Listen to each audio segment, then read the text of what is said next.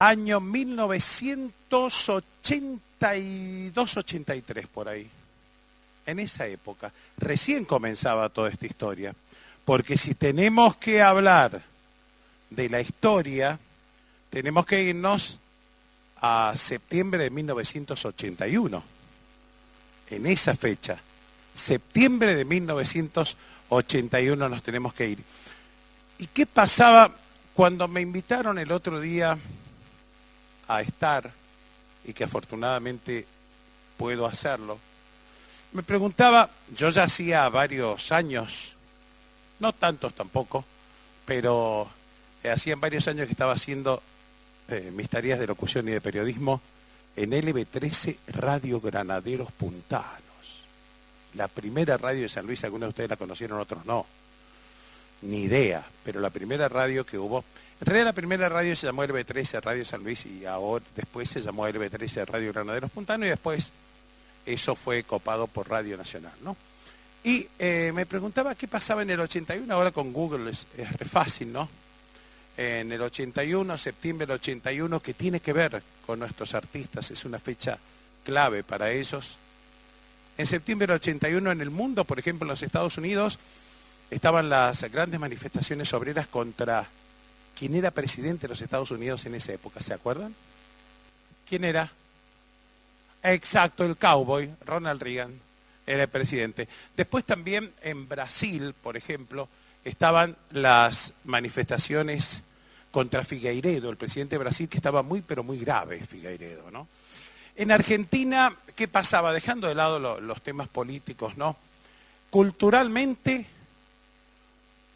un ciclo que realmente fue muy importante en una resistencia artística con muchas obras de teatro hasta que llegó la democracia y que marcaba una resistencia fantástica. A ver cómo anda la memoria de los que tienen más o menos mi edad o mucho menos. ¿Cómo se llamaba el ciclo? Ah, teatro abierto. Teatro abierto. ¿Qué más pasaba en el país? Reutemann podía llegar a ser campeón de la Fórmula 1. No llegó. Exactamente. También en ese año, en Argentina, ¿qué otras cosas pasaban? Ya se comenzaba a hablar del tema Malvinas. En San Luis, ahí es más difícil porque en Google no registran mucho de lo que pasaba en septiembre del 81 en San Luis.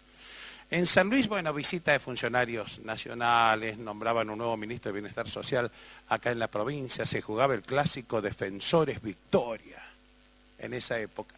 Y además, la policía, porque estuve mirando la portada de los diarios de esa época, la policía detrás de qué estaba, de los ladrones de 10 casas, 10 chalets en el Trapiche, habían saqueado y los agarraron. Eso sí. Los agarraron y ocupó mucho centimetraje policial. Septiembre del 81.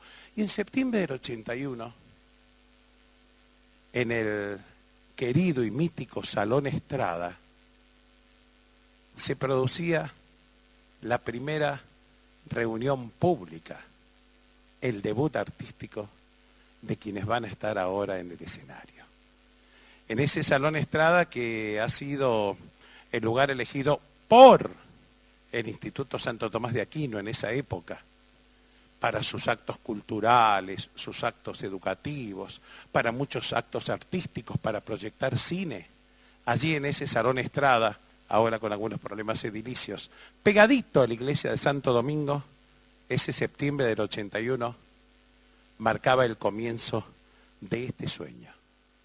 De este sueño del cual afortunadamente sigue siendo realidad y que es de una permanente vigencia, porque este fue un recuerdo simplemente decir, bueno, vamos a hacer una mención de qué época y cuántos años que viene este sueño artístico juntos, porque tiene una permanente y absoluta vigencia. Y esa línea de tiempo que recorremos desde el año 81 hasta hoy, la vamos a recorrer con música desde el escenario. Gracias a los amigos por invitarme, gracias a ustedes por estar. Ahora, en el escenario estarán Víctor García Garro, Carlos Bustos, Gabriel Cipriani, Eduardo Mazzola. Señoras y señores, como cuando hicimos el primer reportaje. Aquí está el grupo